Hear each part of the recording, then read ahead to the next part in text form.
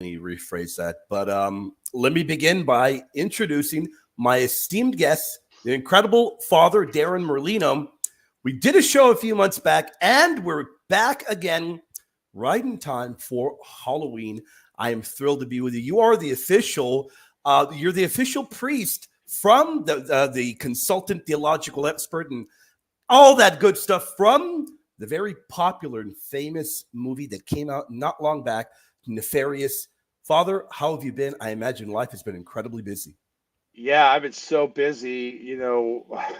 I've had interviews from Colombia, Spain, London about this movie. It's been crazy. My first experience, Chuck and Carrie were kind enough to let me be the theological consultant. But man, just the whole I'm so happy that this movie is one of the best faith-based films ever made on this particular topic.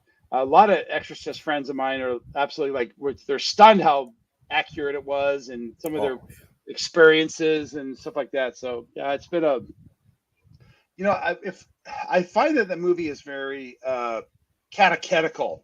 We call it like a theological drive-by. I mean, it's just amazing. So yeah.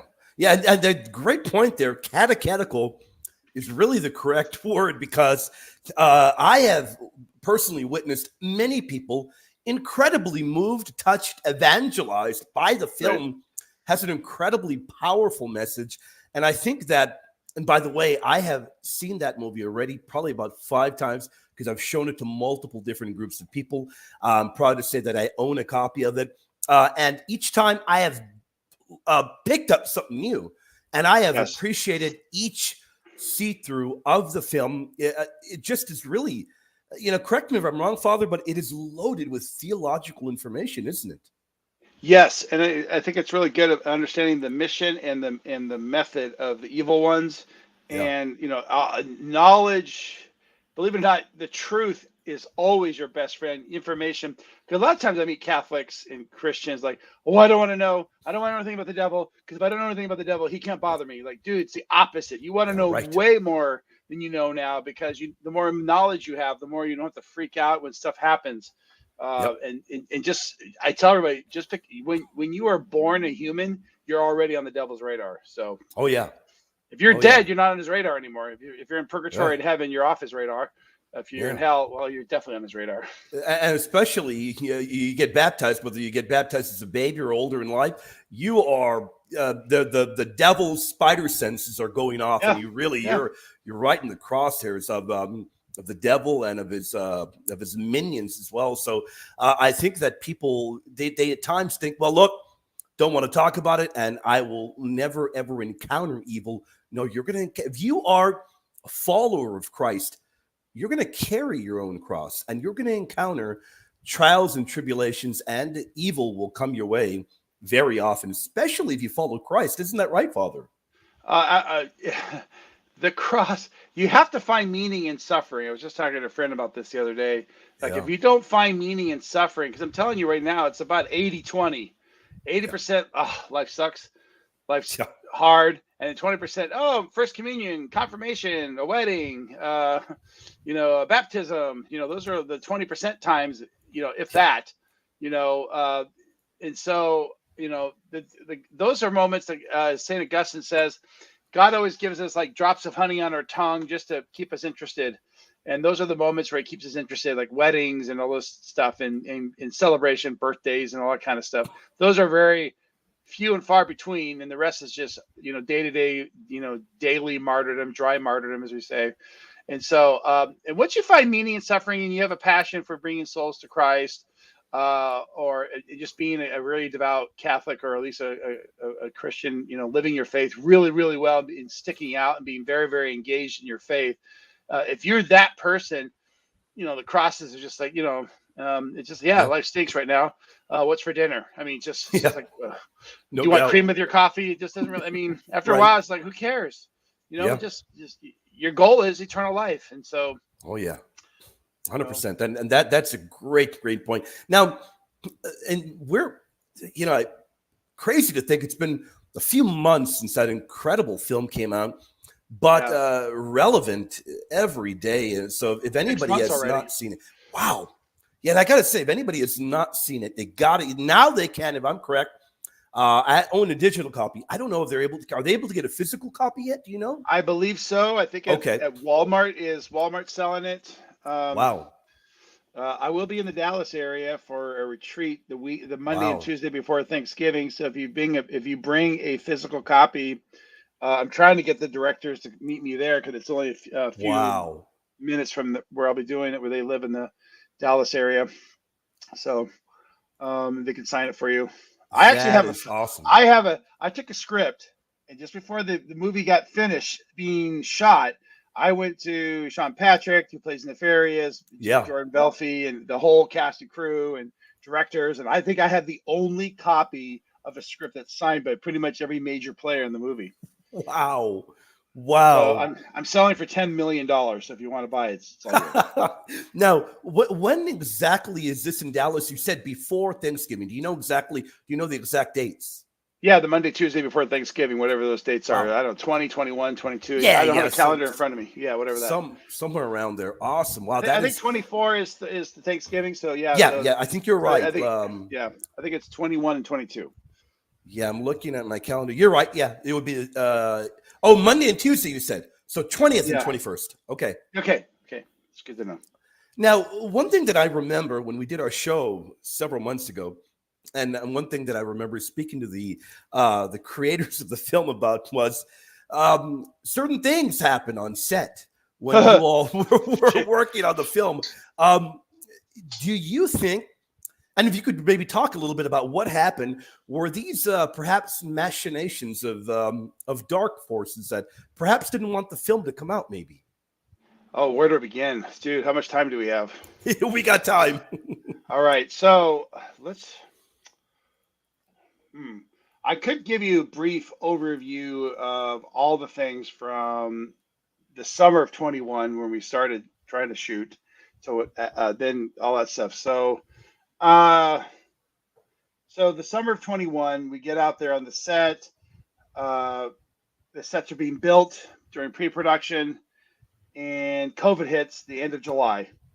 Yeah. And one of the directors gets double pneumonia, goes to the hospital. The other director is sweating like crazy. I'm the healthy one. I'm going to Chick-fil-A, Carl's Jr., and Jersey Mike's, getting dinner for all of us because I'm the healthy one. Yeah. Unfortunately, one of the director's sons could not drive yet. He didn't have his license. So I was the guy doing that. So after, I couldn't travel because I was exposed. So I stayed there for 3 weeks at least. And then in August, I go back to California. We all do. We just, with our tails between our legs, like the devil shut us down by giving us COVID on the set before we start shooting, and everyone freaked out. And it was 2021, so everything's still kind of crazy still. So December comes, we're all excited, things are happening, and I'll tell you one of the I'll talk about the bad things first, and I'll talk about the good things. So the imagery I want people to understand on this set, and this is the one I use, and Chuck Carey seemed to agree, is like God and the devil were playing tennis, and they only served aces. There was no volley back. Wow. So God would send it, boom, the Lord would send you, take that, devil, and the devil goes, oh yeah, we'll take this, and the Lord would go, ooh, nice shot, and then the devil would shoot, would serve, and the God would say, ooh, nice shot. So there was a lot of good shots going on. The other analogy I use a lot is that we all got jobbed, like in the book of Job, badly, but God prevailed. Absolutely, He let us be jobbed. And so, did I enjoy being jobbed? No, but I'm really happy with the product that happened. So the first day of the shoot, we go out to Granite, we're Oklahoma. We're getting ready to go on the movie set, which is actually the prison there where we shot some of the film the first 3 days. And sure enough, Carrie's truck doesn't start at 4:30, 5 o'clock in the morning. Just out of the blue. I go, wait, we thought it was cold. It was December, so maybe it was cold. And it barely gets going. We get 2 miles from the hotel, and sure enough, the car completely dies in the middle of the road. And so, of course, it was just cell phone distance away for some of us.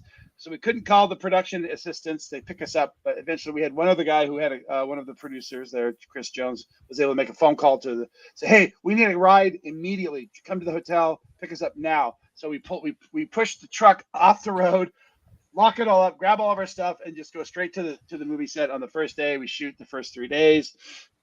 Apparently the devil and the evil ones were. This is the funny part. So I get on the set. And they go, Father, can you do us a favor? There was a part of the movie during the dead man walking scene. That's the part of the prison that was shut down for decades, and they said they had a bunch of ghosts on that part of the prison. So, hey, Father, can you go over there and bless? I go, well, blessing is set for ghosts doesn't really do anything. Right. Ghosts aren't demons. But they were so insisting. So, could you please? Okay, so I'm standing there, throwing holy water everywhere just to appease them. And there might have been a demon there, here or there, who knows? But right. I'm just doing those prayers to appease them. And so, first 3 days happen, and then all of a sudden we get back, and they're smelling and they're hearing rumbles of a possible strike, where the crew just walks off the set and never comes back. And they go, why? So. The caterer in Granite was not very good at all. I'm Italian, so food is primo important. Nothing else. I mean, when I travel, first question I ask, how's the food? Where do you go to eat? I don't care about anything else first. Because if the food's excellent, then I'm going to have a great time. If the food, like most Americans who are white and don't care that, because you don't have a culture of delicious food like we Italians do. So I'm sorry. It's just the way it is. So, anyways, to make a long story short, we Monday, December 6th, sure enough, the strike happens. Everybody walks off set. Nobody comes back. They're panicking on the first day of that Monday. That Tuesday, they're panicking, trying to talk to the Oklahoma governor and attorney general and saying, look, at the IATSE are causing this illegal walk-off and going nowhere. So now they're calling crew. In the meantime, that Monday, Tuesday, Wednesday, Thursday, they're trying to get crew. We're having, catering brought in. And one of the catering days, I think it was like a Wednesday or Thursday. I think it was Wednesday or Thursday. I think it was Thursday. Yeah, Thursday. I eat this. They had these Fritos. The caterer brought another caterer who stunk. Fritos, chips, chili, cheese. Frito pies are very popular in San Antonio. I get it. They are. When you're 4 years old, it's fantastic. I get it. Yeah.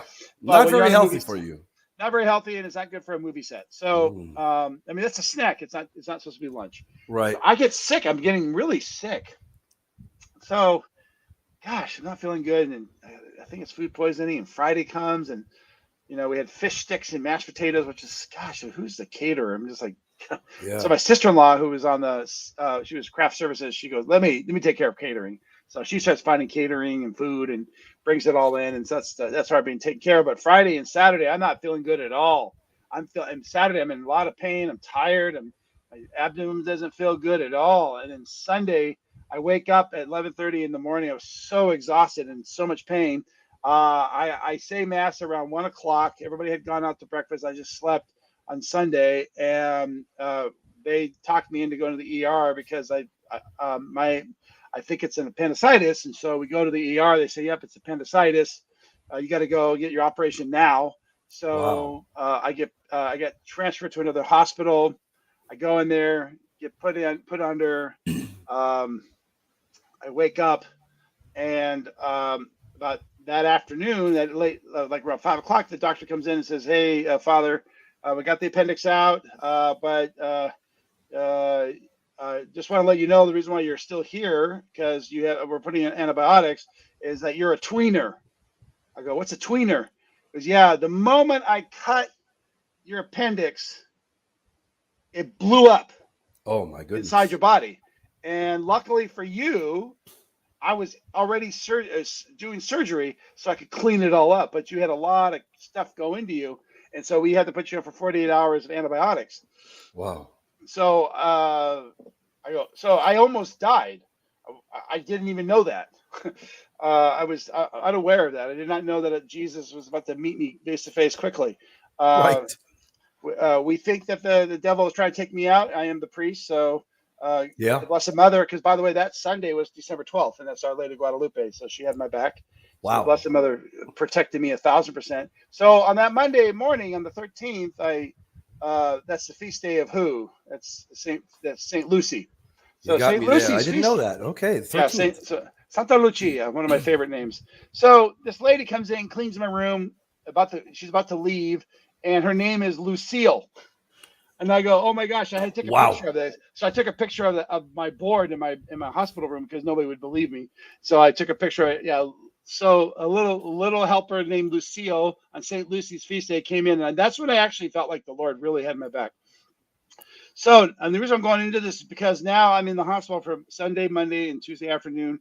Wednesday, I get on the set, and during the filming of Nefarious, on a part of the script where the devils talk about the dark gospel, where Nefarious talks about the dark gospel, that day of shooting and other scenes, the wind hits Oklahoma. They said it was the worst windstorm in Oklahoma history.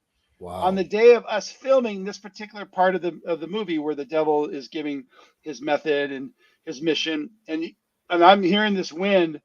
And mind you, we're in a studio built of concrete. It's a basketball arena. It's not a building. It's not a house. It's a basketball arena. Wow. 70 feet above us. And you can hear the metal on the roof bending from the wind like the Titanic is about to split and sink. And every time the director said action, the wind would take off and you would hear all this metal bending and making this ominous sound, which, by the way, it sounded really cool.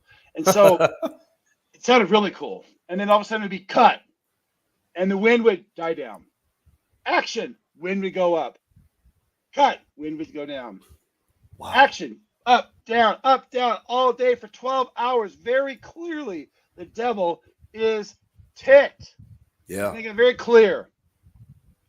So, after that, 12 hours. Okay, today's a wrap. 9:30 at night. We go back to the Airbnb where we're staying, and I'm getting ready to say mass, and we're all exhausted. I walk into the kitchen. Kitchen's here. Living room's here, and I walk into the kitchen first, and then I make a quick, because the kitchen is right next to the living room, and the living room is where we had mass, and I look, and I see the living room totally ransacked, like somebody came in and just broke in. I go, you guys, we've been robbed. And then I looked and go, wait, and I saw the TV there. I go, no, we haven't been robbed, but I think we've been ransacked. Somebody came into the house and caused something bad here. So we look, and remember, it's all decorated for Christmas. So we had Jesus pictures and Mary's candles and the word believe on a banner. We had poinsettias and greenery, and then we had a wreath that was behind my back when I was saying mass on the altar. And so I walk in, the picture of Jesus thrown on the ground, broken in pieces. Mary's candle thrown to the ground. The word believe thrown to the ground. The poinsettias thrown to the ground.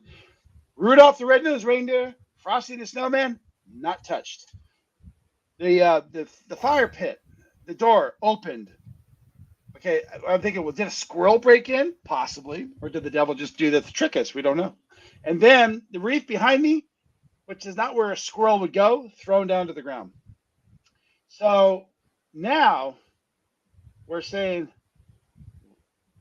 a demon possessed a squirrel. We were thinking this way. We think it's a squirrel that broke in because it's only they had to come down the chimney and had to open up the glass door, which is impossible.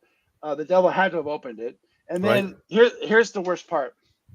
I look down on my altar on the corporal where I say mass. And on the upper right-hand corner, the entity urinated on the corporal. And on the bottom left-hand corner, the entity urinated on the bottom corner. And on the exact spot where I put the Eucharist every time I say mass, the exact precision spot, the entity defecated on that corporal and marked his spot. And I Horrible. said, That was that was the craziest. It's December 15th, a day I'll never forget. That was the Wow. craziest day of the filming of the movie. That was so crazy. Wow. That was to us. We call that the satanic squirrel, but we don't know if it was a squirrel. Some exorcists have told me that it could have been a demonic entity pretending to be a squirrel. So we just say it's an entity. We just don't know for sure. Right. That truly is disturbing. The level of desecration is terrible. I mean, that really truly is. It's horrible to hear. Now, would you call that, or perhaps you have something else you would describe as maybe your scariest moment that you've ever encountered during a deliverance? I imagine by that reaction you've encountered I think worse. so. I think or was that's this pretty bad? Yeah. For me, that was the problem. Probably because it was an all-day affair. It wasn't like a 20-minute thing. Yeah. It was something else happened on the set that was very, and I can't say it publicly, unfortunately. I can do it privately. But with that event, the filming, and then the desecration on the altar, and the desecration in the inside the house, that was probably the most disturbing. Now, I'm not an exorcist, so for an exorcist, a real exorcist, I'm trained, but I'm not. I've never done it yet. So I could say, I bet you many exorcists could say, well, I had this guy climb on the walls, and they have those stories. But I mean, as a personal experience, like I actually witnessed, that was probably the craziest thing I've ever witnessed for sure. Wow. For sure, nothing's come close yet, and hopefully it stays that way. But I doubt it. Yeah, I would hope that it would definitely stay that way, without a doubt. Now, when it comes to Our Lady, as you are trained, but you've never participated in one yet, but you would know, and I imagine not only in deliverance and many other facets of the Christian life, does our Holy Mother Mary play any particular important role when called upon for intercession? My favorite story about that is an exorcist. I want to say he was from Oakland, but don't quote me on that part. You can quote me, but I'm not sure who it is. But I thought he told us a story about when he was in Rome studying to be an exorcist. The exorcist, either he was Italian or whatever, he says to the demon to talk about the beauties of the Rosary and the Blessed Mother, like the beautiful, the truth. And the demon was so pissed off that he was forced to talk about the beauty and the strength and the mission of the Blessed Mother. He was just livid. I can't describe how angry the demon was to tell the truth about the Blessed Mother and how powerful she is. So anybody who badmouths the Blessed Mother is really clearly 1,000% ignorant, has no idea what they're talking about, because the demons clearly know what they're talking about. They know for a fact that they do not want her to step into they don't want her to step into the arena, because God has endowed her with a power that it just irks them. Here's my theory. I think the reason why they hate the Blessed Mother so much is this. The Blessed Mother is the demons and Lucifer's greatest failure. Right. They failed to make her fall like you and I. They failed to make her a sinner. She had no original sin. They failed against her, and they hate that. Jesus, okay, you're God. Get it. You're God. Nothing I can do about that. But you're human, and I couldn't cause you to sin. Yeah. And they hate that. They love to cause havoc, but the Blessed Mother loves us more. There is no greater advocate than the Blessed Mother. St. Michael's second place compared to her, and he's an angel. Yeah. And by the way, they're not jealous of each other either. There's no you get more calls than I do. No, they don't care about that. You and I get jealous. But that's so not their problem. Right. But the Blessed Mother she's the terror of demons for a reason, and so is her husband Joseph. And but Joseph is like you and I, where he had original sin. She didn't have it. Correct. So they couldn't get her to sin. They go, gosh, we failed. They don't care that they cause all of us. You got the billions, but that one person, we just couldn't get that one person. So That's why I say that she's the Blessed Mother is the demon's greatest failure, and Yeah. that and the cross. That really does make a lot of sense, Father. Now, you you mentioned the great archangel Saint Michael, and that really does bring me to my next question, because we know that the great archangel Michael is an incredible figure to hearken upon for intercession, to help in battling back the dark evil forces. And I guess my question to you would be, other than Holy Mary, and I guess you're going to say Michael is one of them, Saint Michael, are there any other particularly important angels or saints that you have seen or you know are incredibly important to seek the intercession of? Patrick's breastplate and Saint Joseph. Those Saint seem to Joseph? be. I hear those all the time from exorcists, and during our training, it was like, hey, those two, man. You bring them on.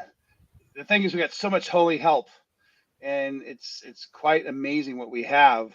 And I think that Patrick breastplate, and then you have Joseph, obviously Padre Pio, Yeah. Saint John Vianney. Saint John Vianney. We all know. It's for those who don't know the story. The devil appeared to Saint John Vianney and said, "You know what? If I had, there were three more people like you, Saint John, my demonic kingdom would be destroyed." And so there's a music group out in Phoenix called Three More.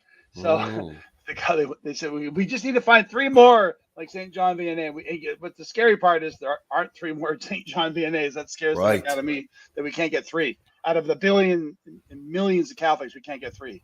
So and I wish I could be that one, but I tried. But yeah, no, that is a very, very, very good point. Now, and that is part of the incredible beauty of our Catholic faith, that we have these incredible saints that are great to call upon for intercession.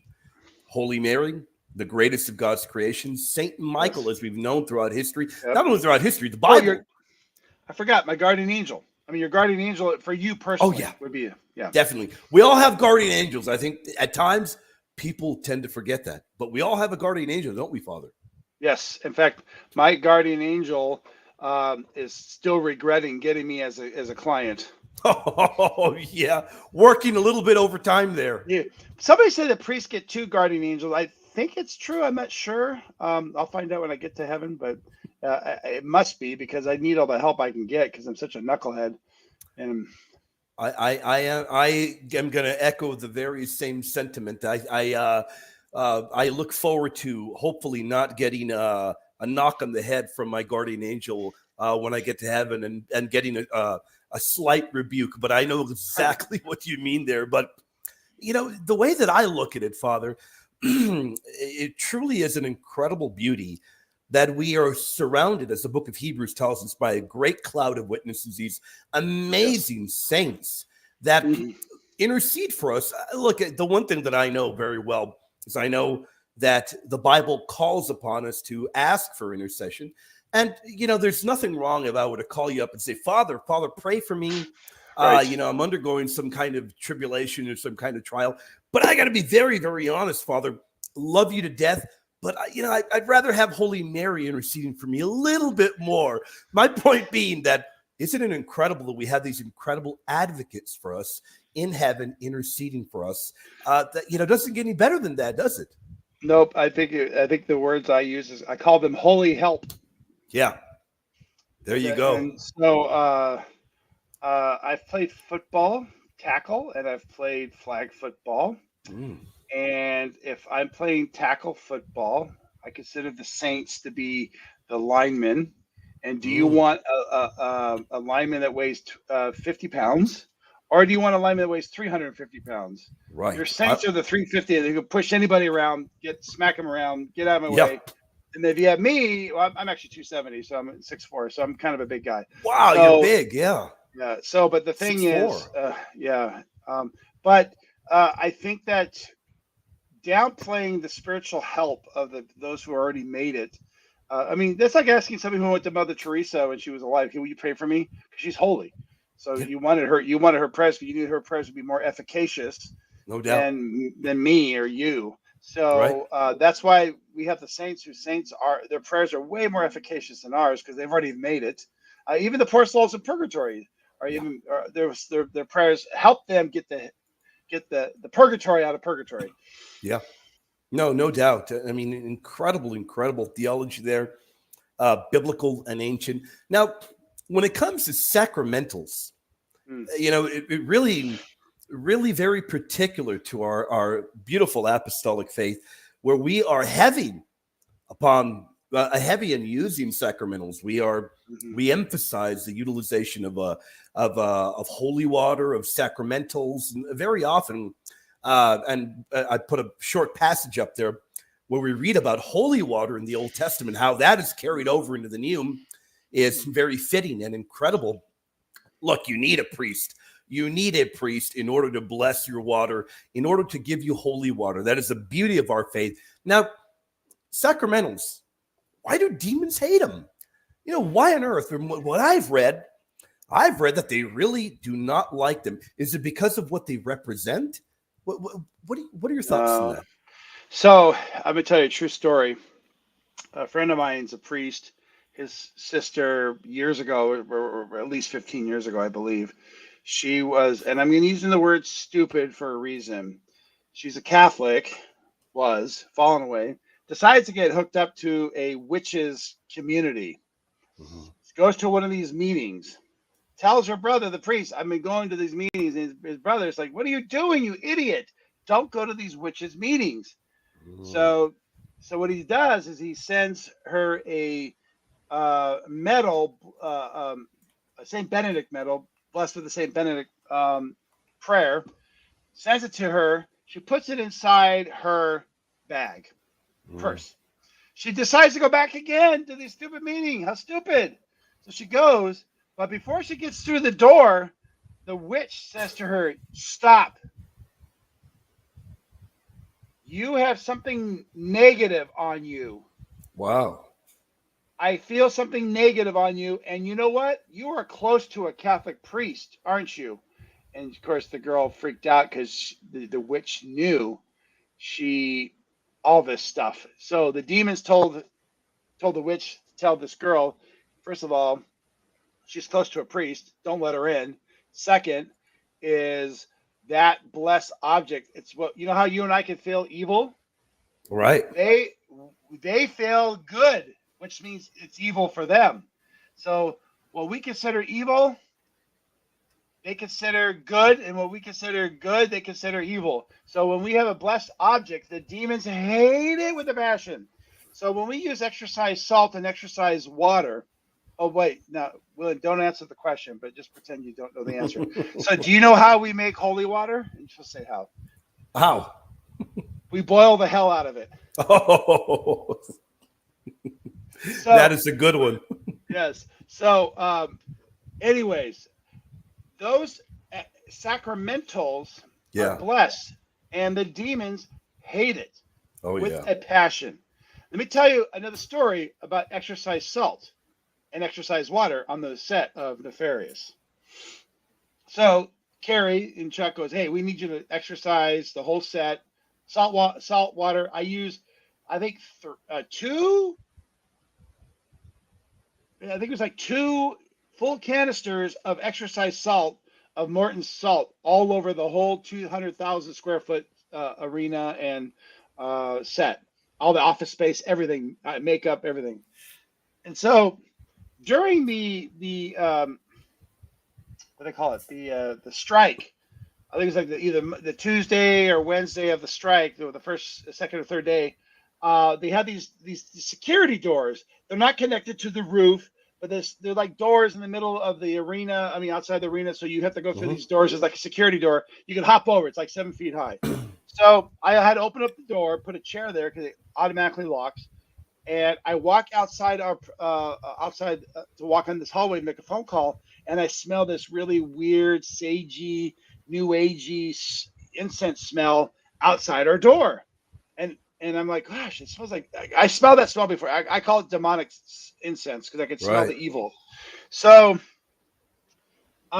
I walk back in. I tell my sister-in-law, my friend, to go outside, and they go outside, and oh my gosh, what's that smell? And I go, yeah, it smells really bad. So I got some exercise water, and I went there in the name of Jesus Christ and the intercession of Saint Michael the Archangel, Blessed Mother. I command all you demons to leave. And I actually felt demons leave when I was throwing holy water in that section, which is rare for me. I rarely do I feel demons leave a room. Wow. 99.9% of the time, I don't feel it. But this time and a few others I have. So I felt the demons leave. Now here is what I'm talking about when it comes to sacramentals. When you walked into the perimeter where we were, you did not smell the smoke. The evil smoke could not. There was somebody did some new agey curse on us. Yeah. And that evil smoke could not break the perimeter. But when you walked outside the perimeter, you could smell the smoke and the evil incense. And so I asked an exorcist that. I said, hey, is that possible? Oh, yeah, absolutely. That evil stuff cannot penetrate. So if you got exercise salt, you sprinkle it around the border of your property. And then also the rosary, the sacrament on the rosary. I know that Father Don Calloway talks about Ted Bundy, who was going to murder the sorority girl, but she was praying the rosary that night. And Ted Bundy said that he felt a spirit or somebody push him out of the bedroom and not kill her. And then she, and he found out later it was the Blessed Mother that forced him out. Because so we know that the rosary and Blessed Mother in that regards too, but the exercise salt and the exercise water. So every time I go bless a house, I tell people, bring as much water you want exercise and as much salt as you want. You can eat the salt. It's not going to hurt you. If you eat it and you start burning inside, then you got a problem. Uh-oh. Yeah, you don't want that to happen. Yeah, you definitely got a problem if that happens. Now, those are great pieces of advice, Father. Now, here's another one. And I have no idea. I just want to be very clear. I have no idea how you're going to answer it. I'm curious. Yep. You know, we are coming up upon Halloween. A few days away. Now, every now and then, I will fire up Facebook or YouTube and, I will get, two different extremes. At times people will say, hey, go out and dress up as a monster, whatever you want. It's all in good fun. It's okay. And then the other side will say, no, do not celebrate Halloween at all. It's demonic, has its origins in paganism. It's terrible. It's horrible. Father, can you maybe let us know, what are your thoughts on Halloween? Is it okay? Generally, let us know, what are your thoughts on Halloween? I love candy. However, that's my diabetes side talking. I'm not diabetic, but so I had heard that Halloween or Hallows Eve was before the church. It was a pagan ritual holiday, of a demonic holiday. And so now, because the church now has it All Saints Day and, All Hallows Eve is Halloween. And so now the church has All Saints Day and then All Souls Day on November 2nd, November 1st being All Saints, and this being the night before All Saints Day. And it's like so it's literally the opposite, all evil before all the good.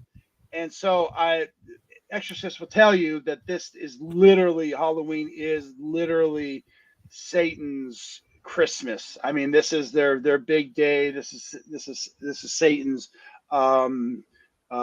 So people do reparations for the sins that'll be committed on Halloween. So there's that.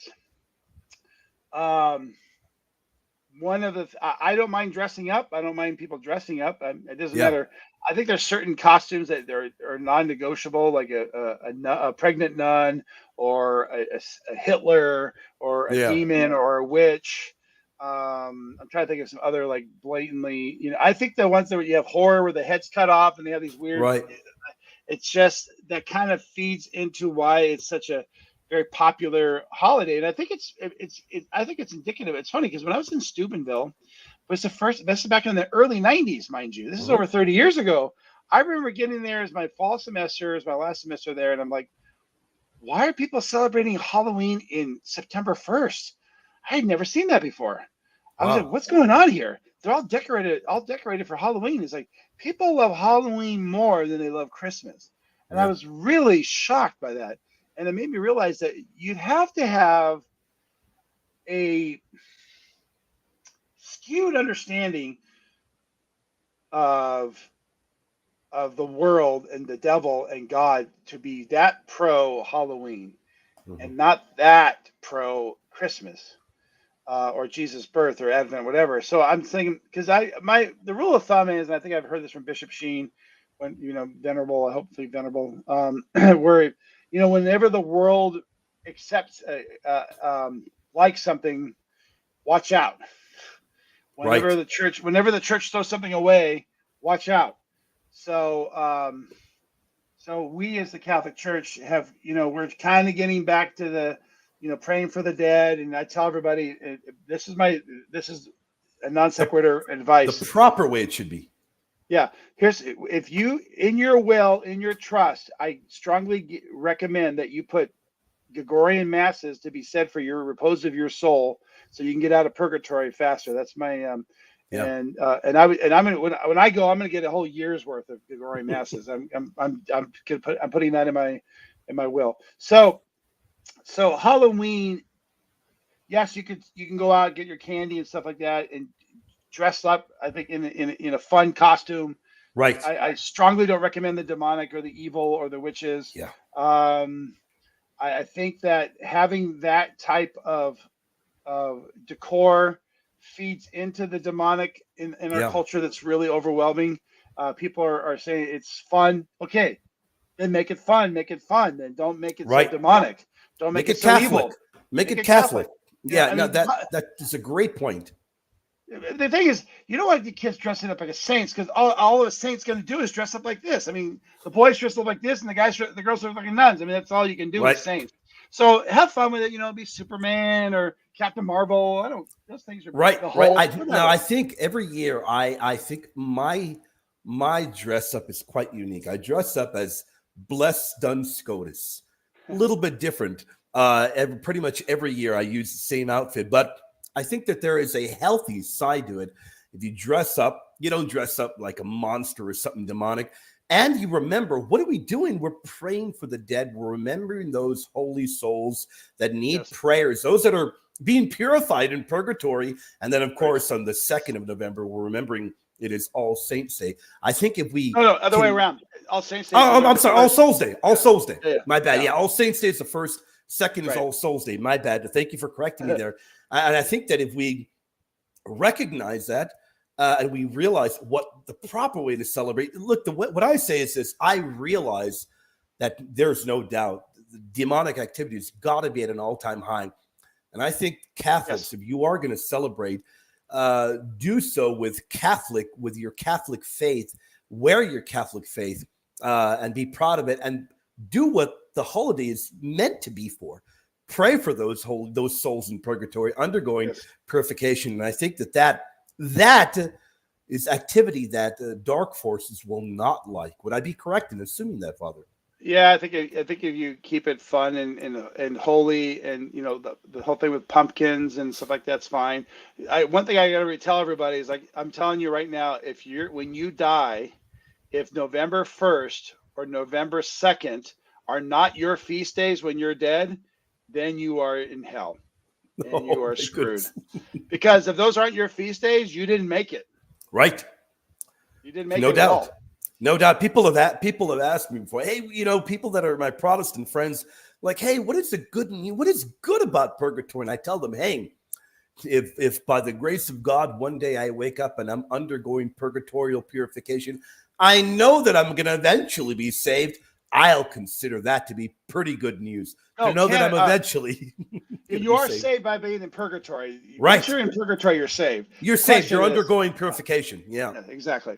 Right. Yeah. You are saved. Let me nuance that. You'll eventually enter into heavenly glory, because remember what the book of Revelation says: nothing impure can enter heaven. So that to me is good news. The fact that you're going to enter into the glory of heaven, that's pretty good news to me. I'm still debating: do I want to be a wet martyr or a dry martyr? I don't know yet. What is that? I don't know what you mean. Well, a dry martyr is somebody who lives their whole life and then dies, versus a wet martyr who gives their blood for Christ. Oh, okay. I hadn't heard that before. Yeah. Okay. Yeah. I think I want my martini wet. Yeah.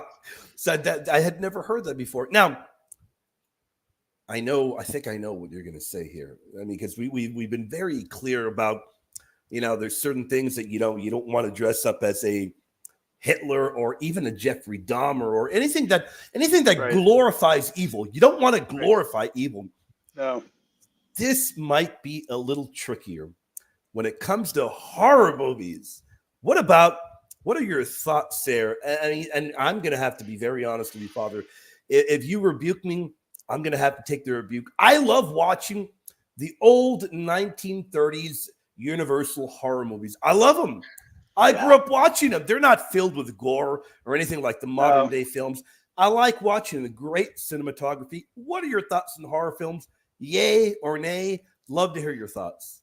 You know what? I'm not a fan of horror, but I do like Insidious, Conjuring. I've seen The Exorcist once, really intense. I saw The Exorcism of Emily Rose. I also taught high school, so that's a very intense exorcistic experience. And most of my teachers I work with in high school laugh when I say that too. Frankenstein. I've seen The Bride of Frankenstein. I've seen a lot of these.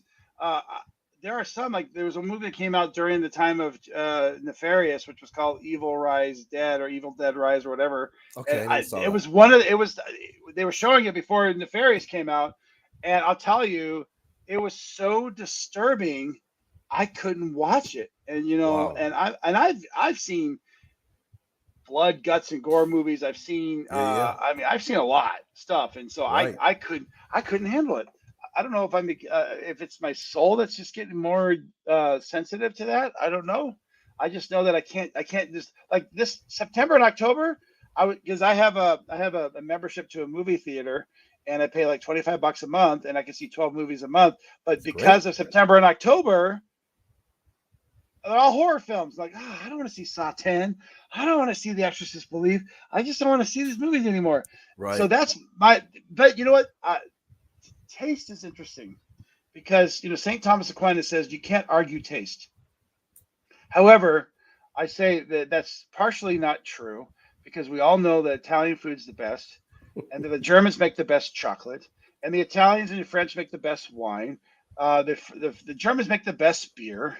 The Hawaiians make the best seafood.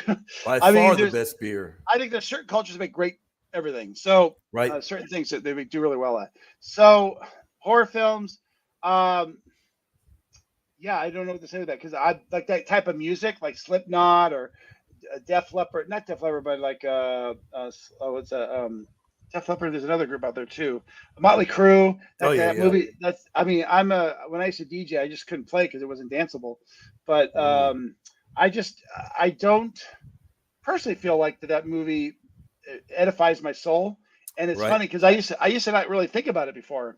Yeah. Now that I'm a trained exorcist, and I know a lot about demons, I know a lot about spiritual warfare. I was like, and 90% of the time I get the theology wrong. Drag Me to Hell, when that movie came out like 12 years ago, I saw that by Sam Raimi, who did the Spider-Man movies, and I go, did it wrong. Even Nefarious, which is not a horror film. It's definitely a theological thriller. So I agree there. Yeah, it is not. And they promote it as a horror film. Good, bad, or indifferent. The horror fans did not come out in droves to see it, which is unfortunate. But those who did see it, the horror film critics, they all got ticked off, like, oh, this is a Christian film disguised as a horror film. Right. And it's definitely a crossover film. I mean, the Nefarious. So the question is, all right, is the world this so divided now that it's not a crossover film, like Ten Commandments, or Ben-Hur, Quo Vadis, Song of Bernadette, Man for All Seasons, Thomas Becket. Those are all crossover films. Great. So Nefarious is not a crossover film. How is it not? Because two guys who are known as faith-based directors made it. Is that why it's not a crossover film? Yeah. Huh? Maybe, that's arguable. So, yeah. So yes, the unique attraction to horror films is, is very. I used to be more into exorcism films, but after seeing a bunch of them and training in it, I was like, I got tired of the bad theology, so I just kind of got Yeah, I'm disinterested. with you there. Yeah, I won't even waste my time on the new Exorcist film because I have read very clearly and seen clips where the emphasis seems to be upon heavily emphasizing how other religions have the exact same power of being able to exorcise demons as the Right. Catholic faith, and just absolutely ridiculous. Throughout history, that has not been the case, and even in the present day, that is not the case. Now, one thing that I did wonder, I know a lot of people would wonder, what you were talking about salt earlier. What about oil and salt that is given to you at church? Can that be Yeah. used at home? Can that be used at home? And will that help Yes. against evil? You can have blessed oil, but it can't be the sacramental oil that we use for the sacraments. Gotcha. There are prayers that we can say to bless the oil for Mm. when we do last rites or something like that. There's a prayer for that in the sacrament in the book for anointing of the sick. One thing I'm going to say, and I totally agree with this, is that men, ordained men, fathers of children, fathers of households, have the moral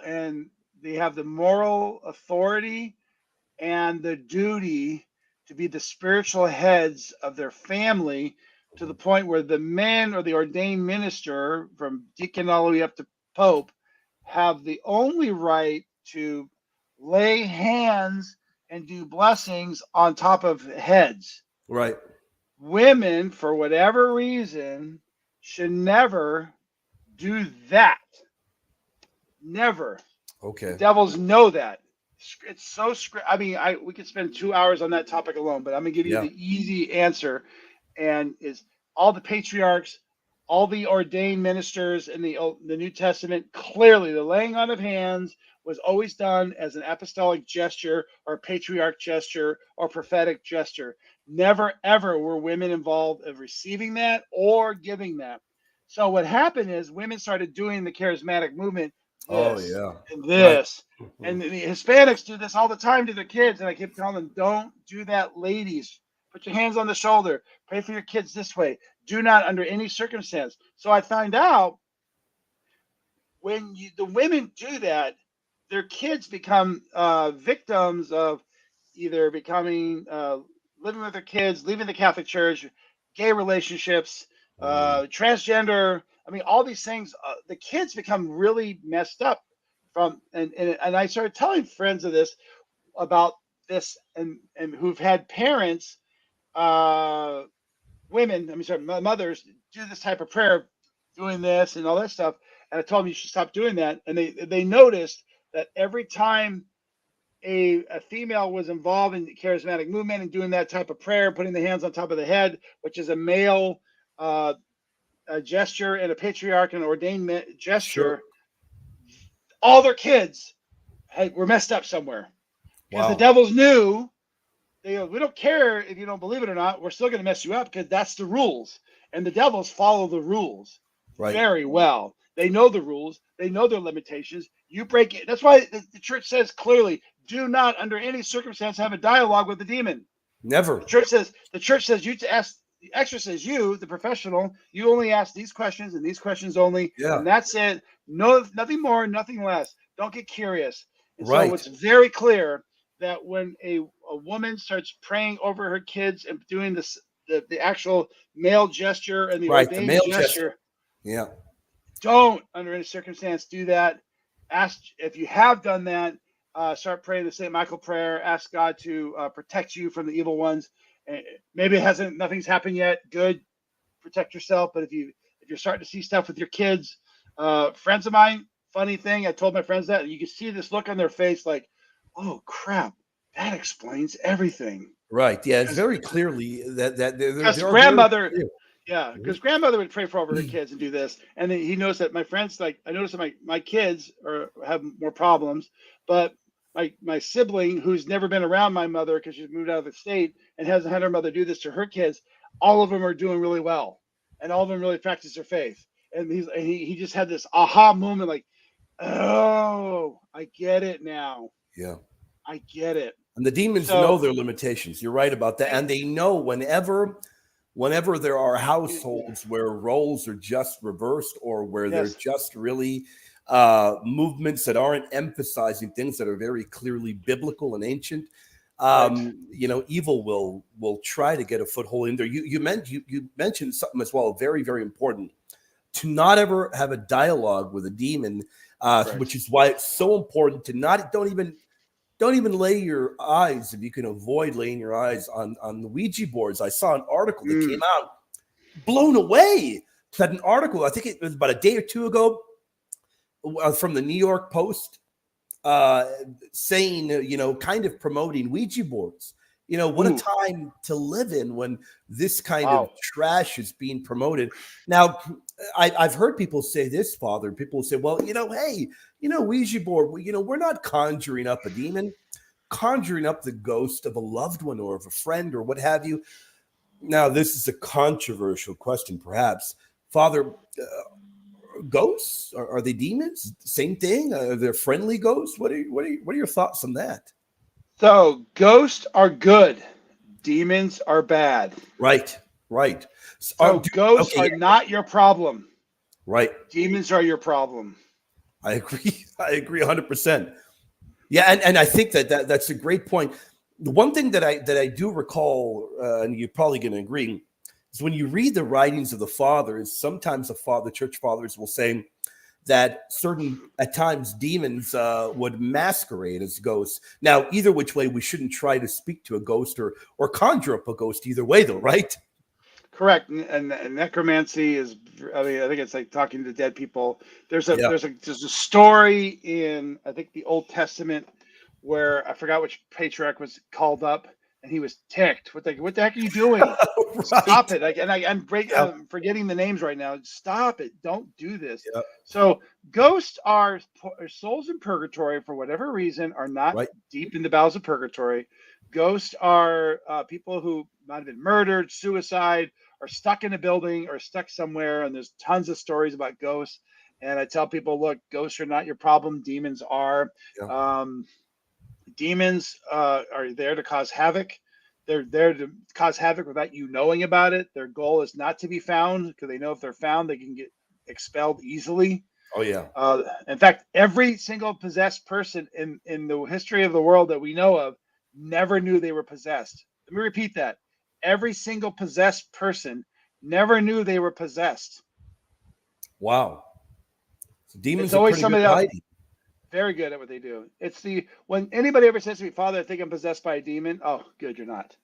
That's when I know they're not. They might have demonic attachments, oppression, obsession, obsession, subjugation, all that kind of stuff, but not actual full-fledged, I'm in charge possession. Yeah. Now, with that in mind, it's very clear that, and I agree with you, you'll very often find the writings of the fathers noting that a ghost or a spectral figure clearly is one in purgatory. With that being said, we even more so, we should pray for their soul. I believe that would be the correct recourse of action to take, wouldn't it? Yes. In fact, when people have apparitions or feelings of ghosts, I just say, just go to your local church, have a mass said for that person's name, if you know it, or the entity in your house. Right. And I can't tell you if... Or have a priest over to bless your house. You got to have that done. You have to have that done, yes. Right? Well, the good thing is, if you can't get a priest over to your house, definitely have a bunch of exercise, salt, and water, and you can do it yourself. Yeah. Just say the St. Michael prayer while you're throwing stuff around, because the priests are extremely busy, but this is definitely, I mean, as I told you, the story with the salt and the exercised and the St. Benedict medal, they don't want to be around it. Right. Yeah, they don't want to have anything to do with that. Yeah. It's like touching a hot stove. They don't want to touch it. It's too hot. Yeah, no doubt. And I have very often reading of the accounts of events, of exorcisms, I'm just blown away at how one thing is consistent all the time. They hate sacramentals. They hate our Holy Mother Mary. They cannot stand her. The reason being, they know the level of sanctity Holy Mary possessed, her importance and her role. Is it possible? One other thing, we know the importance of sacramentals. We know how they hate icons of our Lord, Saint Joseph, Holy Mary. Right. That is a reality. We know that. When we talked briefly about Ouija boards and whatever other kinds of things, do the Ouija boards in and of themselves hold a kind of dark power? Can objects be, hold a kind of power like a tarot card, an occult board? Right. Is that possible, or is it merely the act of what you're trying to do? I think you know what I'm trying to get at, right? Yeah, I think it's the question is: are all Ouija boards cursed by a witch or warlock before they're sold? Good question. I would expect them to be. So, but the act itself of asking a soul from purgatory to talk to you, what it ends up being is a demon. Yeah. And the demon pretends, because the father of lies, to be a ghost. It's like, and since most demons have so you got to remember, you have a guardian angel and you have a demon that follows you around. So they find the demon that's followed these people around this table around. It's like, hey, what do you know about Aunt Matilda who died? And they go, oh, we know this, and this. So I mean, it sounds far-fetched, but it's not really. I mean, it's not that far-fetched. That's how mediums work. Mediums have a relationship with the demon, and I walk into a room, and the demon tells the medium, "Hey, tell Father Darren that his mother wore pink the day she passed." Like, oh, how do they know that? Well, the demons are everywhere. Not everywhere, but certain demons are at the spot. Communicate with others. Communicate. Right. They communicate. They can talk to each other. They're not talking to each other, just like the Blessed Mother and our guardian angel and so forth. So the Ouija board. The problem with the Ouija board, it's a mortal sin. Yeah. Which puts you in the state of total. You're in total. What's the word I'm thinking of? You're basically going to a gunfight with a toothpick when you use the Ouija board. You're going to lose. And so broken toothpick. Yeah, and you don't have any barriers. You have no bulletproof vest. You got nothing to protect you, and you've given permission. That's the key. You gave permission to the demons to come in. Yeah. And once you've done that, you really cause hell, literally, in your life. And some people, well, I don't feel anything. Well, maybe you won't right now, but 10 years from now, they might, they're very patient. They got all eternity and the rest of your life to cause hell in your life. And they might just be working in the sidelines, causing this thing to happen and that happen, breakup of this or a car breakdown of that, or, whatever. So once you use a Ouija board, Reiki, New Age, parts of a lot of yoga positions and some of the high intense yoga invites demonic activity, and people get ticked off when I say yoga. I go, you're right, you're right. I don't know what to do, dude. You're right.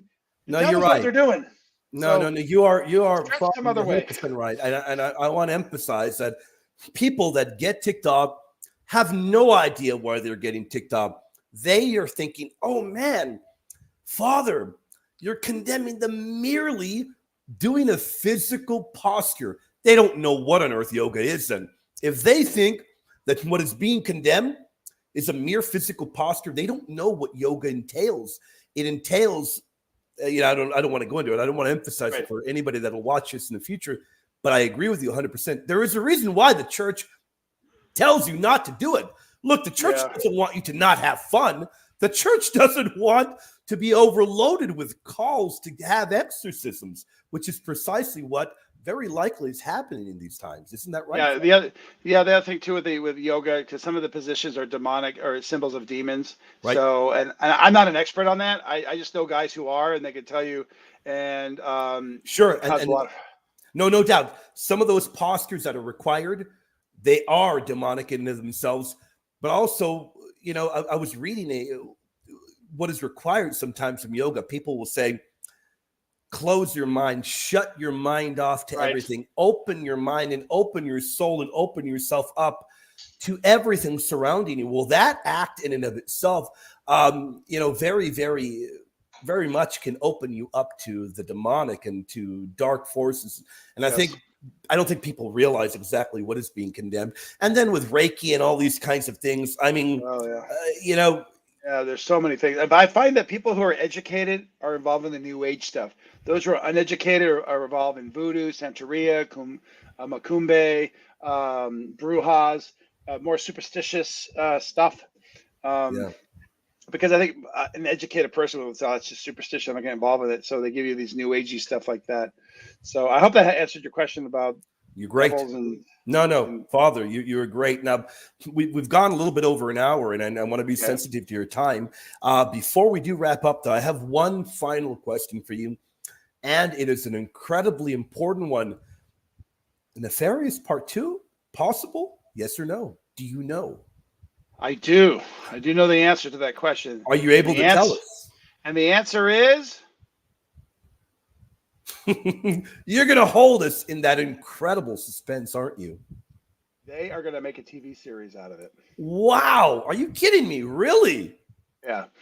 And Chuck and Carrie are in the process of creating a streaming service called Believe Plus. And it'll be on Believe Plus. My TV series, The Hound of Heaven. I don't know if you could type this on your thing, but my website is C as in cat, M as in Mary, M as in Mary, the number one, not the word, .org. You go to Hound of Heaven TV show called Watch Now. You click it and you'll see the interview with me and Chuck and Carrie, the guys who did Nefarious. It's obviously before, just when Unplanned came out 5 years ago. Is that correct right there, Father? Is that correct there? Hound of Heaven TV show, yeah. CMM1.org? Yes. Okay. And there, so my second season and my first season will be eventually on their streaming service as well. I interview famous Catholics and notable Catholics, and you'll see the first interview. I'm working on season 2 right now. Can't say anybody's name because I don't want to jinx it. but a little bit, but definitely a little bit more A-listy-ish. So yeah, God willing, I hope it works. We'll see. But that's amazing. So Nefarious is gonna. Carrie already told me the premise of the movie of the series. I can't tell you that, but it's kind of out there already. I think the TV series is better. You can go into more detail. I don't know if I'll be playing a prison guard again. I don't think so. But you will probably appear, though. Who knows? Maybe they let me appear as a janitor or something like that. We'll see. As I played a prison guard before. As you can tell with my personality, I would not have done well as the priest in that movie in Nefarious. But you are a priest in real life. That's incredible. I'm a priest in real life. Yep. Yeah, that's incredible. And you did play a role in that film. Now, Father, before we wrap up, I do want to do what I do all the time for my guests. I'd love to give you a moment. I know you talked a little bit about Hound of Heaven, but the floor is yours. Is there anything else you want to talk about? Maybe any other webpage, anything you want to direct the audience to? Yes. By the time this does air, anything you have in your mind, Father? I think right now, getting a copy of my book, 30 Days Unplugged. It's about the 30-day silent retreat that I went on.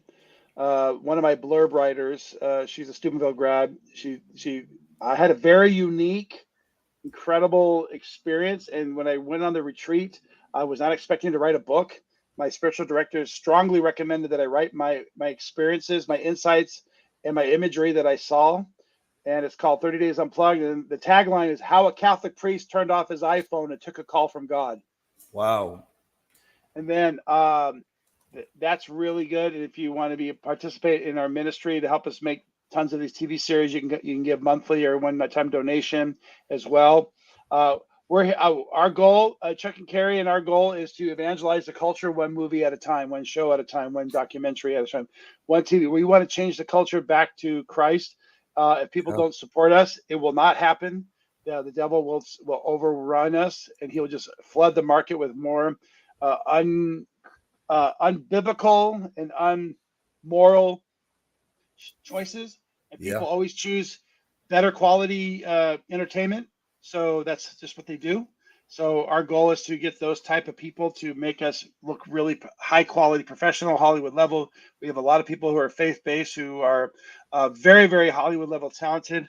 And so our goal is to, preach and tell great stories and help people be better people and holier people and choose God. And so if we're not supported, you can just kiss your kids and grandkids and your grandkids goodbye, because that's where they're at. They're nowhere else. They're not the church of the feet, or the church of the fingers. They rely on this. No doubt. Yep. They don't go to church. So I got mine here too. Yep. If you want me to reach out to your kids, I got to go there first. I got to go to the phone first. You got to be taking in good content If you're going to be utilizing this, you got to be taking in good content. And I know very well, because I have a daughter, I know very well that there's a lot of horrible content on the iPad, the iPhone. Kid stuff is bad now. Oh, goodness, Father. I have lamentably had to remove even apps that are curtailed for children. What is going on? I mean, we can't be silent, we can't be wimpy, and we can't stop. We gotta take it over. Yeah, no doubt. We've got to take it over.